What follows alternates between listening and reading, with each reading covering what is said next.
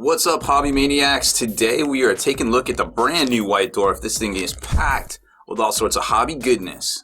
Smacking bits. Make sure you stay in the trenches by becoming a supporter over on Patreon and also scoring yourself some free miniature swag in the process. Subscribe to this YouTube channel. Check out our site, spikybits.com, for all the hot hobby tutorials, news, rumors on all your favorite hobby topics.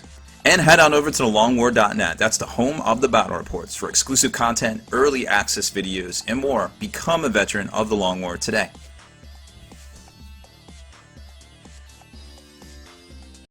Alright, man, this is an exciting time. Like, this is the White Dwarf of old, so to speak. I mean, it is packed with so much stuff. Like, I had a bookmark, just stuff that I thought would take us 10-15 minutes just to talk about, and you can tell that still leaves a lot of stuff untalked about in this video here. But first off, you might notice this little guy right here. This is the Slaughter Priest from Age of Sigmar, Cornblood bound. Pretty dope model. $30 retail normally. Yours free with the White Dwarf. I'm going to add him to my Age of Sigmar army there.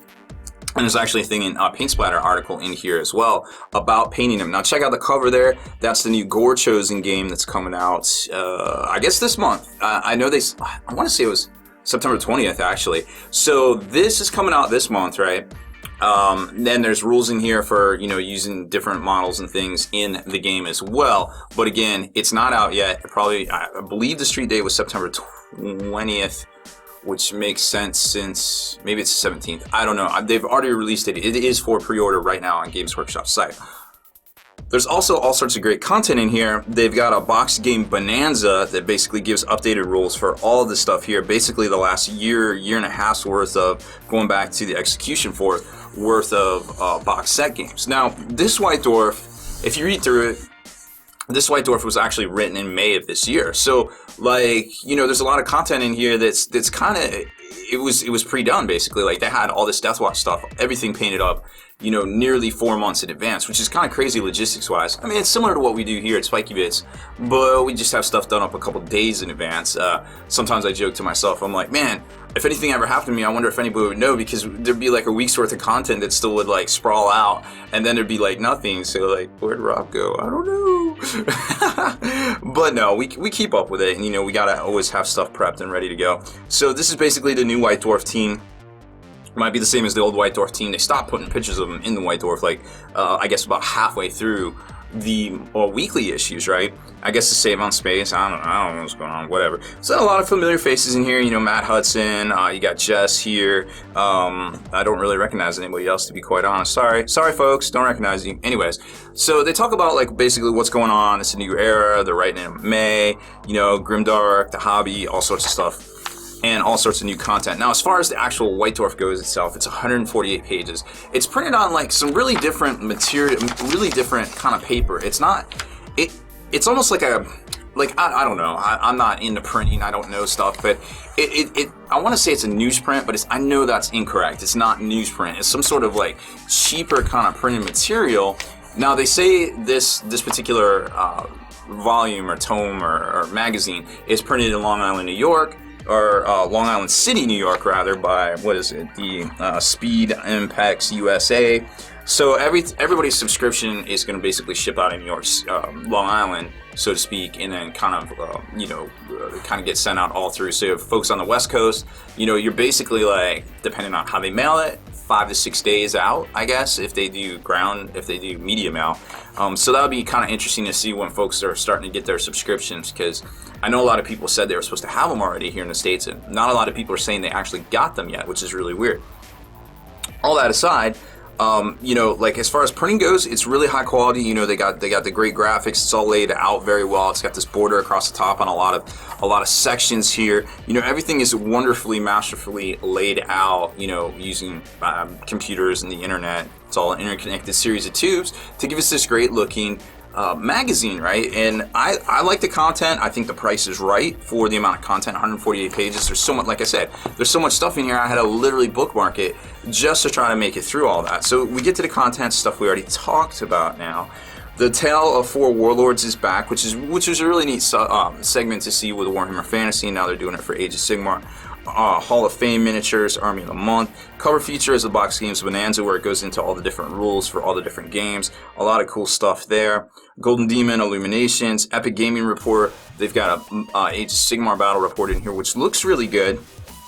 Then it gets into all sorts of more stuff, like breaking down Imperial Knights. Temporal Distort, going back to flashback time to 1996. Hey, I've been doing flashback posts for the past 52 weeks, or flashback videos on Spiky Vids for the past 52 weeks. Really cool to see that they're doing something like that too in here as well. That's always great stuff to see. Blanche Issue, John Blanche coming back. I'm not going to show that to you because it's only 2 pages and that would kind of ruin it. I feel like a lot of folks really like what he puts out, so I'll just let you pick up the issue and check that out. But let's just say it's some miniatures everybody's been longing to see in plastic. Then we've got the Parade Ground Kill Teams, and then it gets into a couple of my favorite features of the White Dwarf of yesteryear and today is the sprues and glue and paint splatter. Love it. Great looking stuff in here. Then it kind of goes down from there, talking about subscriptions, designer notes, readers models, which a lot of they are readers, but a lot of it was XGW staff and painting winners out there. So I feel like they look great, and it's great showing off. But I feel like this kind of showed off like really high quality stuff again, instead of maybe stuff that's a little bit more attainable by some of the readers. But still, overall, and then what's going on in the bunker, and they kind of flash back to what's happening in May. They are playing Death Watch, but they're also playing Warhammer Quest, which had just come out back then too. Remember?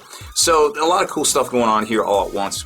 Overall, don't get it twisted. This issue is totally worth picking up. I think it's got a lot of great stuff in here, and it's really cool to see them coming back to the fore with this format. So first up, I wanted to show you the Tale of 4 Warlords. It used to be called the Tale of 4 Gamers, I believe, but now we got something a little different. Now, of course, they're picking up the Start Collecting boxes for Age of Sigmar. Again, a great deal, $85. I mean, these guys right here, the Iron, what are they called? The little cavalry dudes, those are $79 retail themselves. You put an extra $6 with it, you get the whole box. Like, no brainer, right? You know what I'm saying? And then these guys really went to town with it. I mean, like, beautiful looking Sylvaneth.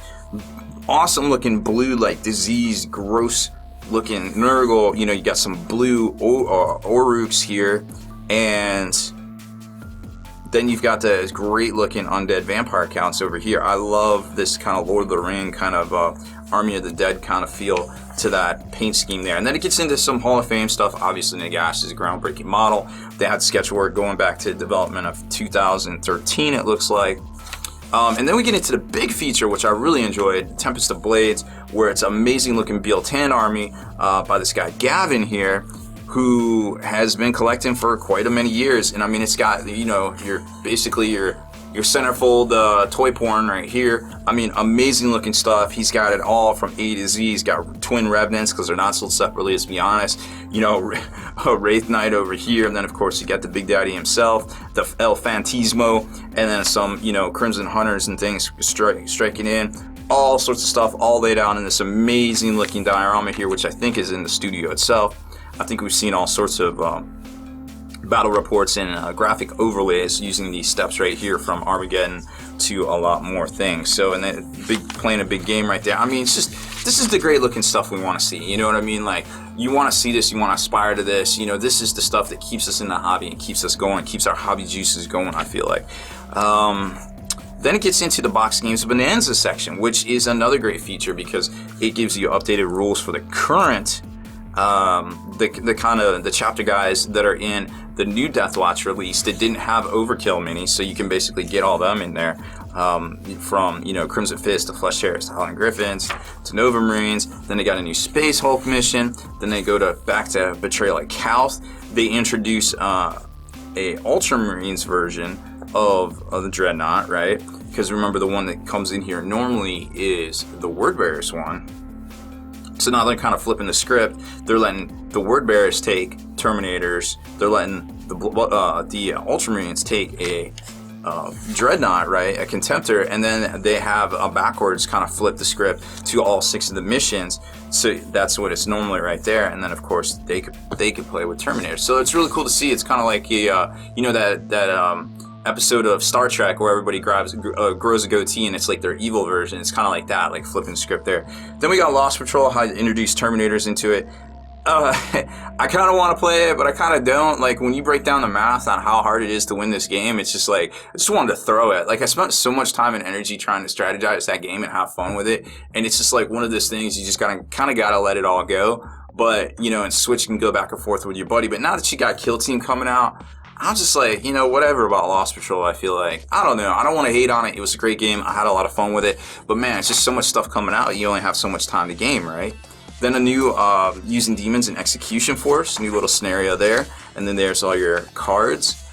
Like I said, this isn't out yet, but you can play it with the Flair, the Slaughter Priest guy right here. He also has a card for Silver Tower as well. I've got a great unboxing going to be coming out soon on a unique carry case for Silver Tower. Because let's face it, those models are the varying different models in there. They're not very standardized, but there's a great case I want to show you guys how to store that bad boy. And then it gets into more of special characters there. The Grombadel, the White Dwarf, will be coming out alongside of this release as well. Of course, he has rules for Age of Sigmar. Going into the what is it? The Unforgiven, the Unforged, the generic dwarfs, and then he's got a Silver Tower profile as well. Don't get it twisted. This guy's bananas broken. I wouldn't even know how many points he could be, but he's definitely on par with some of the big boys out there, I feel like. I mean, 6 attacks, 3s to hit, 3s to wound, neg 1 rend, D3 damage. It doesn't seem like a lot, but the fact that he has all these great extra abilities down here, 6 wounds, 6 up save. Sure, he's going to be hard to hit, hard to kill, but he heals a lot of wounds, so I don't know. I don't want to say, but I think I would like to see the points on him before I play the game with him or against him, because I want to make sure you're not giving out any feel badsies. And then, of course, we saw this. GW put out a PDF. You can run him, the new Deathwatch Corvus Dark Star, Black Star, in a Stormcloud attack, and there's its rules right there. A little ad for some of the box games, of course. Then we get into more stuff I wanted to talk about. The battle report, which looks amazing, first of all. Very cool looking stuff. I mean, check out this board right here. They break down the armies, you know, everything's labeled. It's really good looking stuff here. Really harkens back to, you know, the olden days. This terrain here, it looks like they used a bunch of great stuff to basically kind of sculpt the Towers of Khorne together. Oh man, this stuff just looks so good. I would love to play on a table like this. And then back here they have kind of like some rocks. It looks like just some rocky piles of great stuff, just kind of textured and then like dry brushed up, and some pools and things down here. This table is actually, I mean, there might be some styrofoam support in here, but I feel like this would be very easy to do, and the highest thing that it costs is actually, you know, just the plastic terrain there. And then it flips, we keep flipping, what is this, fold out? Or is this just a thick page? I guess it's just like, oh, it's just sticking together. There we go. Oh, that's what I wanted to show you. So they got all these arrows and everything. You can really follow along. You know, it's very visual, but it's also reading. It's almost like you got the video format and then the digital written out format, kind of like we do over on the Long War. Really great looking stuff here. And then kind of like the all coming together at the end kind of thing there. You know, just talking about it. It looks, oh man, it just looks so good. I get really pumped when I see stuff like this, and it just gets me wanting to play. Then there's that whole section down on Imperial Knights, like I said. I mean, there's just so much stuff in here. Look at this readout. I'd love this as a poster. Like, all this different stuff, like what's what, and things like that. And it's just, man, just now I want to go paint an Imperial Knight. I should have never picked this magazine up. The worst idea. Anywho, so then we get to the sections I really love. And this is the sprues and glue section, where they basically give you tips on putting your stuff together. You know, just different hobby basics, which, you know, what tools to use and things like that. Plastic glue is great. Don't get it wrong. I love some plastic glue. And then Kit Bastion, the new Deathwatch Kill Team, you know, working them together with some of the different current models. Of course, the Captain there that we saw come out. Then you got your bikers and things. Bikers don't really make a huge splash in Kill Team itself, but it's very cool to see. And then boom, we've got paint splatter. Love it. Love this section here. We saw this right here. This is just basics. We saw this in the little starter sets that came out. But then it gets into a bigger feature on the Slaughter Priest himself, which everybody doesn't have an excuse. You got it right here. Prime it, paint it up, start playing some Age of Sigmar or something. Some great looking tutorials here, like the ash covered bases, stuff we hadn't seen before, Sun Bleached Skull, Steel Legion Light Drab. I actually discovered this doing my Mournfangs, but I actually highlight up to that as the darkest point, because, you know, on On bone, sometimes you go from lightest to darkest on like monsters and stuff. So we started back here at super light. I didn't know about this Tyrant Skull or this Karak Skull, to be quite honest. I was going more with the ice kind of palette, but Steel Legion Drab definitely works into that. And then at the very top of that, I hit it with black, just to make that kind of like demonic, you know, whole like monstrous creature kind of bone feel. And then we got some sun bronze skin, so a different recipe. They're all staying in the same palette here, which is why I love these features. You know, I'd love to see something like this on the Beastclaw Raiders. And then it gets into painting the White Dwarf himself. Again, a different palette. You're going for this lighter palette right here, you know what I mean? Like Kisa Flesh, Reichland Flesh Shade, Backtick Flesh, Flayed One Fresh, and then Pallid Witch Flesh. This is actually the same exact recipe I'm using on my Warfang Cavalry, because they're coming from like the Icelands, you know, the mountains and stuff like that. And this right here looks like that. You know, so you keep with the palettes here, you know, you're keeping with this palette throughout the whole thing. You keep with this icy kind of darker grays as well over here on the beard. Some of this, you know, lighter, almost to a pastel kind of look. See, that's kind of the thing that you really get out of these, because you might just be like, oh, well, I'm just going to grab a red, and then the red kind of overshadows, you know, the theme you're trying to keep with it. You're trying to stay in this icy kind of pastel-y kind of palette. So these are really great features, and I love them. I love them, love them, love them. Of course, too, you can download that poster on GW's website under any of the paint bundles for Citadel paints. There's a PDF download, which is that great big poster that came out in White Dwarf 94, I think last November. And it's huge. You might have to take it to, you know, a printer and have it printed. It can't be that much money though, but have that hanging up right next to your paint station, and then you can just kind of look up and be like, all right, well, I need some lighter tones. Let me check this. Okay, there's my, you know, there's my highlight, there's my low light. All right, cool, and there's my base color, and then start matching those up throughout the whole chart, and they give you a visualization of what they look like with a wash and what they look like with a dry brush, so you can kind of get those hobby juices going and select the right mixes. And never be afraid to have a little hobby notebook too. You know, like I actually have a little spiral notebook, but here's like some notes I take on Post-its when I'm doing reviews. You can do it on Post-its. You know, I always have a pen in my little notebook right next to my station, so I can write down all these mixes and stuff I try. So when I go to do my, you know, my whole, after I do my test model, I remember everything there, and then I go through and do it on my whole army, you know, doing it all out. You know, that's just good stuff right there. I still have recipes in there from like 2003, you know, so it's like, it's kind of crazy. So that's it. We got through it. It was a little long, but I feel like this is a really exciting, groundbreaking issue. I will never be able to show you the whole thing, nor should I, because that's technically illegal. But I think it's a really, really, really, really great issue. Everybody should check it out at least this once. Double check it out when it comes out in October, just to see if, you know, it's still on point and still, you know, holding strong on some of those key hobby areas. And who knows, we might definitely get some new, you know, some brand new rules and stuff in here as well. So that's it for this one. Thanks for watching. Deleted scenes, bonus content, and all the interviews and post-game wrap-up videos can be located in the Hall of Veterans on thelongwar.net. Visit thelongwar.net today and try a week completely free with no strings attached. That's not all. TheLongWar.net is also your hobby resource for exclusive early access with an ad-free experience to all your favorite videos. Members of the Hall of Veterans gain early exclusive access to multiple hobby videos.